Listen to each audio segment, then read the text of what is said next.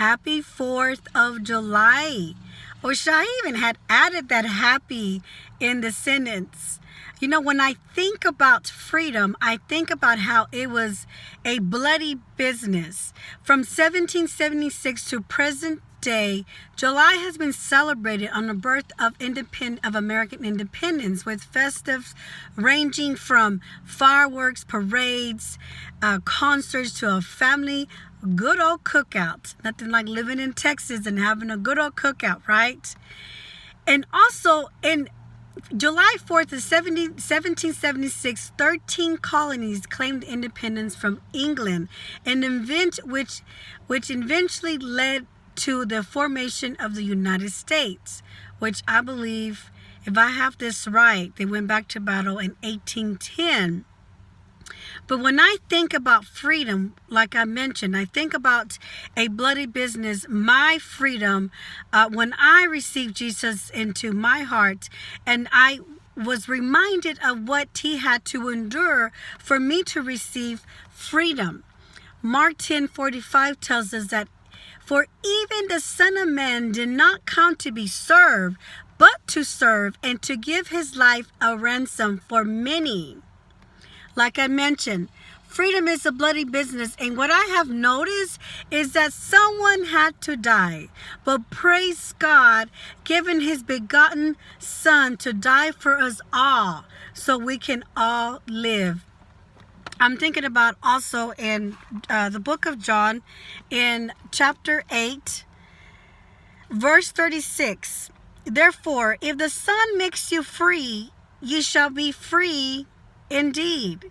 So I was reading on this how free indeed is used to emphasize a statement or a response. It's confirming something already suggested. When I looked in the Webster dictionary, it's talking about as expected, to be sure, in fact, a point of fact, as a matter of fact, in truth, truly, actually, really, and in reality. You know, when we think about what Jesus had done on the cross, and how we have this freedom, right? We have this freedom to live, and here on earth and also in heaven. And when I think about maybe you know someone, a family member, maybe a close family, or a distant family member, maybe not. Hey, you probably was just so blessed to not be able to witness a family member going into prison. Or maybe someone that you know that have been running away from the law. I see more imprisonment and for them to run away from the law, because it seemed like they always had to look behind them if someone was out to get them, or if the law was close by. They couldn't even go to a grocery store and push their cart and buy groceries. And if they seen a cop, talk about anxiety was at its full capacity, right? Because they were running from the law. Even though their physical body was out of the cell, they were imprisoned mentally and emotionally, and I mean, they felt like everything with the law was out to get them. I had actually, maybe 2 years ago, had learned about a story that I didn't even know about. This notorious couple, Bonnie and Clyde. If you know Bonnie and Clyde, well, hey, good for you. I didn't even know Bonnie and Clyde. I live in Texas. I was raised in Texas since I was about 4 years old, and I didn't even know about Bonnie and Clyde. Notorious, crime was their focus, and they actually met in Texas of 1930. He actually broke out of jail because Bonnie actually helped him get out. And in the 4 years that they were together before they were actually ambushed, they did so much crime. They believed to had 13 murders, several robberies, and burglaries.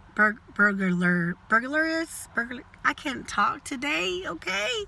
But when can I? So anyways, so they're always on the run. And And so they're running away from being locked up, right? To being captured.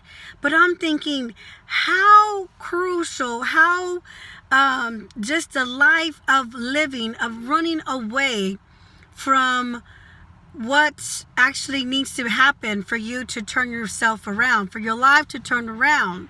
And I just feel like today, like some of y'all have been just running from the Lord and just running from Him. You're like the Jonah and the whale in modern time.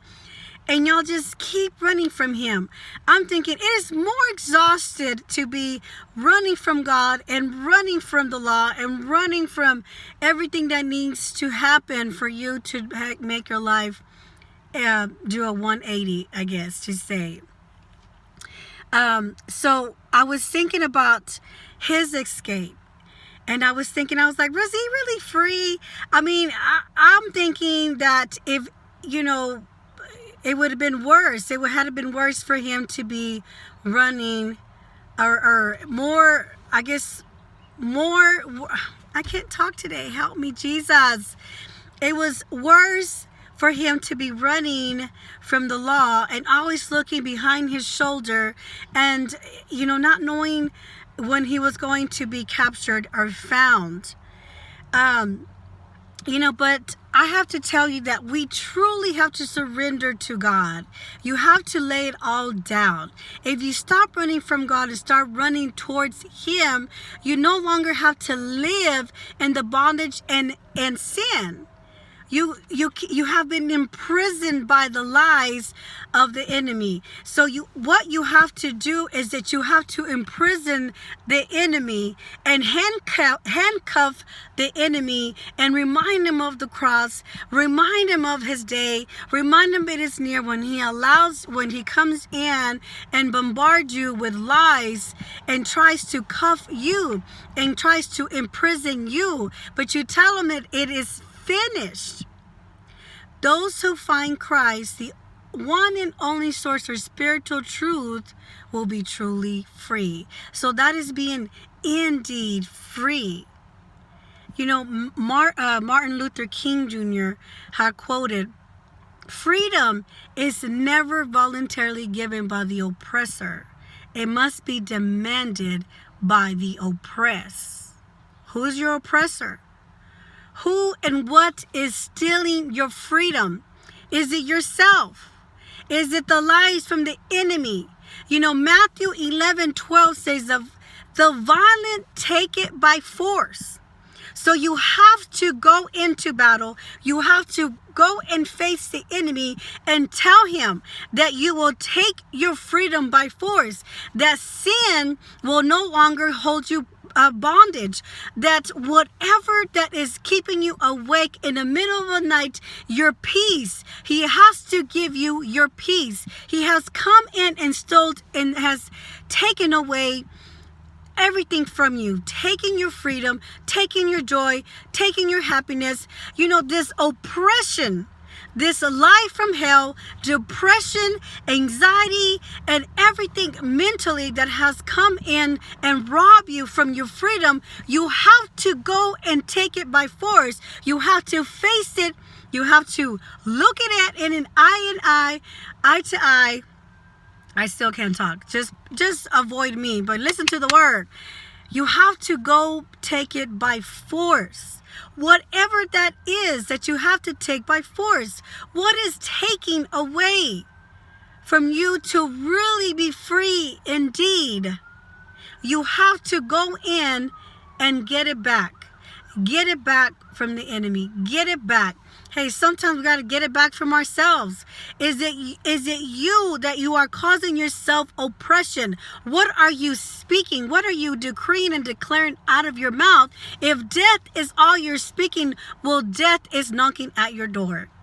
I just pray that you will be reminded of what Jesus has come for us to be free and free indeed. God bless you, and we'll see you next time.